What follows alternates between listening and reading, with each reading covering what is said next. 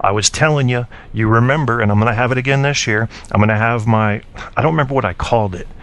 I don't think I called it backbone players. And these are players that if you remove them, you hurt other players' games easily.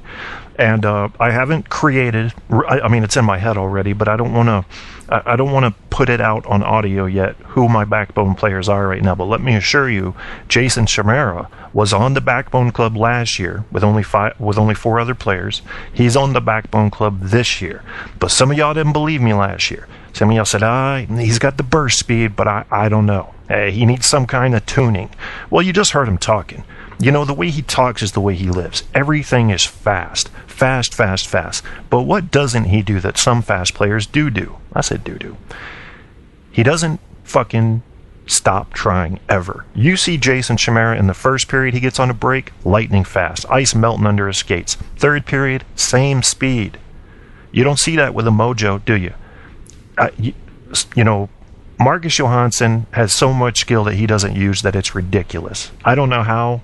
I don't understand what's happening with him. I had a lot of hope for him when he first started, but I didn't have faith. He started off that first year playing so well, and then he just I'm going to relax. I'll do what I can. How many pucks this year, Caps fans, have you seen Mojo miss right in front of the net that were passed to him for a deflection? And then he gets the one that should have been impossible to get. It's almost like I swear to God, he acts like a guy who's had just a couple shots of vodka before the game. Just a tiny bit slow on the reflexes. I don't know what that's about. He's easily pushed off the puck. Not a very tough guy. So if he's not using his speed and his finesse, he doesn't have anything else in the arsenal. So he needs to capitalize on those. Jason Chimera is going to play 100%, 100% of the time. He's a badass. He's going to make a mistake here and there. He did about 3 games ago. But the way you heard him talking, fast, ADHD kind of a thing, that's part of what we need to rein in on the Capitals with Jason. Get him a little more focused, because one thing that I have a lot of sympathy about regarding Jason Chimera is that you may have heard of this psychological study, and it's true. It's been shown over and over. I can't remember what they call it. It's something like post-chase adrenaline or whatever. So when a cop catches somebody they've been chasing for a long time, they're more likely to beat them. Well, same with Jason. Jason skates by people so fast that they're mad that he made them look slow, I guess, and they want to go punish him. So they're slashing and they're hacking and they're checking and they're beating him in the corners. That's just wrong, man. He has to pay that price just for being fast, just for making other guys look slow. They want to punish him for that. That makes me sad. I love you, Jason. I love your work ethic, too. This guy probably has the best work ethic on the whole team. If you guys know somebody who's got a better one, let me know. But Jason comes out 100% of the time looking to use everything he can possibly produce, and he does. And now he's starting to show up. I mean, think of this. What are we right now? Let me go back one screen. Are we 15-7 or standings, Capitals? I'm sorry, no, 17-5. 17-5-1. So we're basically just over 25% of the season done, and he's already beaten all of his previous records for power play goals and assists. Now, let's there's a little caveat there, which is that he wasn't on the power play that often before. And however, this year he's just racking up the points. It's because he's got the speed and he's starting to get confidence in his passing and his shooting. Ice awareness is steadily getting better. I mean, this guy's one of the oldest guys on the team. This isn't just new guy luck or new guy trying real hard to get an anchor in the team.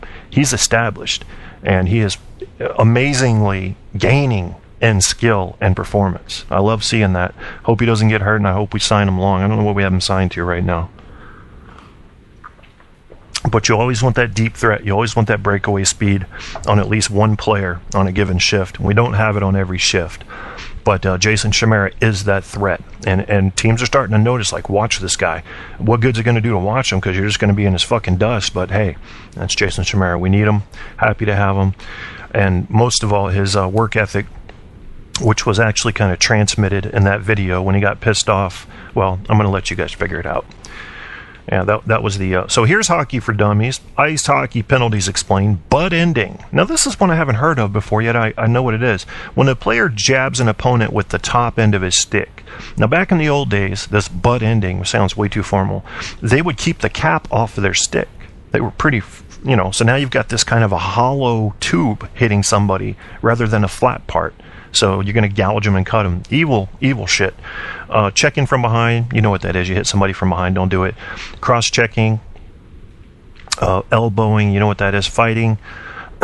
Now, they call this fisticuffs in the National Hockey League rulebook, which is absolutely stupid. Let's make it sound formal. No, it's fighting. It's fist fighting. That's all. You don't have, well, they're going to go to fisticuffs. Dumbass. It is assessed when players drop their gloves and throw punches at each other. If you ever see one player drop his gloves and the other doesn't, don't think the other one's necessarily a wimp. He may be trying to draw the instigator on the first guy. So if the one guy doesn't drop his gloves and doesn't start fighting, you may find the other guy going to the box. And then the guy that didn't drop his gloves, his team goes on a power play. It's a strategy. It's being used. I'm seeing it a lot with Wilson this year. Our guy, Tom Wilson, 22 years old, thereabouts, probably the best fighter in the league. He's only been in a couple of fights this year. He was in about a fight per game last year when he played. Let's see, hooking.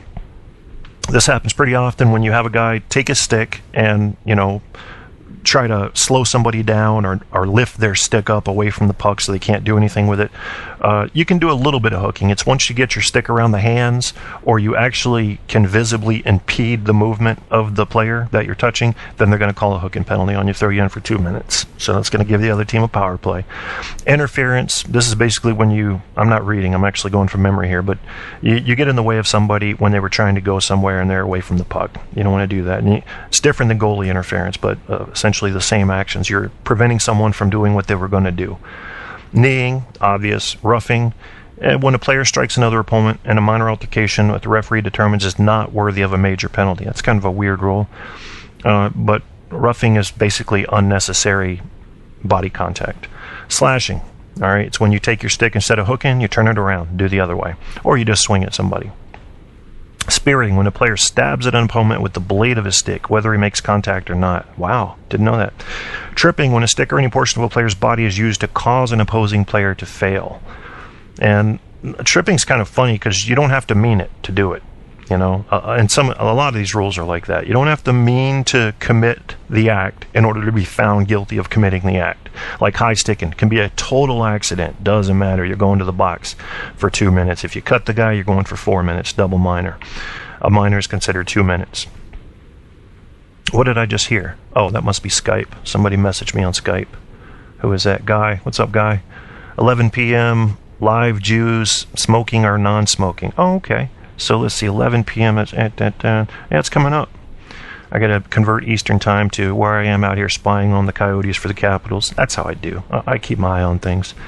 If you guys don't know the positions, you're going to have 5 players and you're going to have a goalie, okay?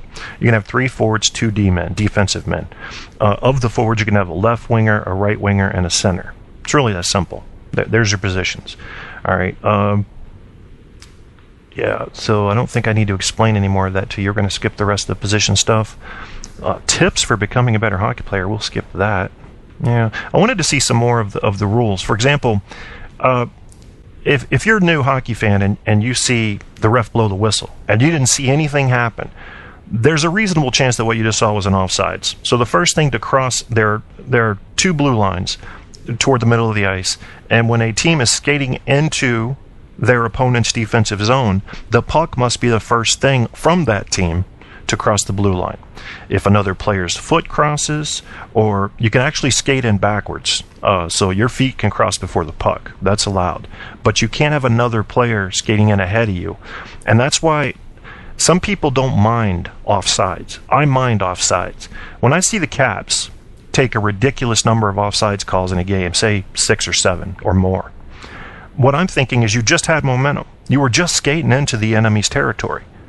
And you decided to make a move at the blue line. Don't ever make a move at the blue line. Now, the defense forces you to sometimes, in which case the skater skating parallel to you will need to compensate. In other words, they got to be careful not to cross the line if you have to deke right or left to get around a D guy so that puck is the first thing across. Officials are quick as hell to call an offsides. If it's even close, they're calling the offsides. New rules allow for a coach's challenge. That's kind of cool. But the reviews are still subjective. I mean, the way it was back in the day is Toronto. There was an office in Toronto, NHL rules experts, and they would review a call if the referees deemed it reviewable. But now the coach can challenge. He'll lose his timeout if he's wrong, keeps his timeout if he's right. He can challenge. Basically, the two types of challenges you're going to see on goal calls are, did the puck cross the line? Actually, three things. Did the puck actually cross the line? There has to be essentially white space between the puck and the goal line. Number two, was the team that scored the goal, or apparently scored the goal, offsides? If they were offsides, the goal's no good. All right? And then number three, was there goalie interference? Now, Toronto doesn't make this decision now. When the coach raises a challenge, the fucking officials on the ice make a decision. And it's hard to find two officials that think exactly alike. And that drives me a little bit nuts. And that's why, in opposition to some of my friends' hopes, I'm hoping for computers to start making the calls in all sports, and in courts eventually. When computers make the calls, everybody can look at the language, they can look at what rules will be put into play, and they can agree on them. And they'll be called consistently through every game. When computers start making these calls, you're going to have one camera, probably two cameras on each hockey player to get angles, a couple general cameras out there to get angles, so you can have maybe three views. You're going to be able to call hooks, slashes, tripping, offside, goal line, goalie interference. Did the puck cross the line? All that. Was it played with a high stick? These things will be measured accurately and called consistently. You do not get consistency in penalty and infraction calls in the NHL today. You don't get it. And that's a problem. We had a game last year that basically probably knocked us out of the playoffs.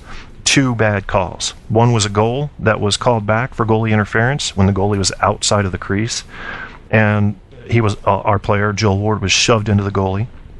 The second one, I think, was too many players on the ice for the Rangers. They had actually seven skaters. I think it was 7 skaters on at the time, plus a goalie. That's about 2 more than you're allowed to have. Yeah, that's a penalty. But yet they let their goal count. So had we had coaches challenge there, that would have been reversed. That would have been nice. A little too late now. Looking at the stats, Ovechkin's got me a little worried. He's kind of looking like a dude that's getting a beer belly. I don't know if he's carrying that much anymore. I mean, you know, I love him. He's my guy. But how about this Evgeny Kuznetsov? Some of you guys that listened last year and you were worried, where's Evgeny? He's on the ice, but I don't see him performing. I told you, wait till by playoff time, not because it's playoffs, but he's going to need that much time to get his NHL legs underneath him. That means to be able to absorb some of the hits, to get used to the type of ice that you're skating on in the NHL. A lot of the European players are used to the Olympic-sized rink, so you're kind of contained in a smaller NHL rink. So he had to get used to that. He had to get used to his players. It takes time for a new player to really fit in and start grooving. And then once he gets that, he's got his surroundings, his physics figured out, he can start playing his game.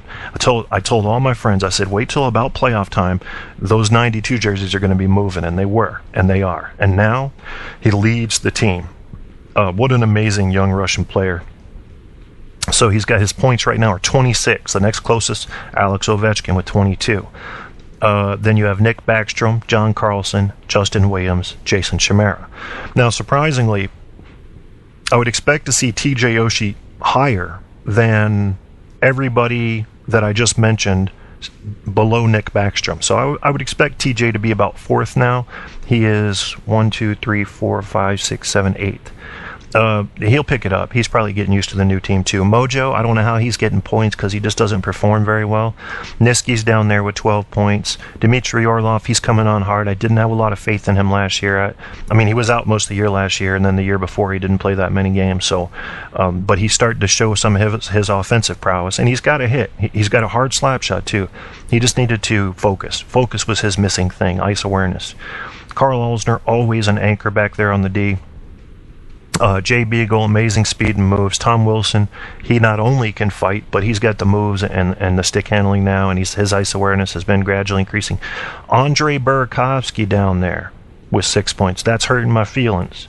I had a lot of hope for Burakovsky. He's a dangler with great ice awareness, and he's not getting it done this year. I don't know what's up.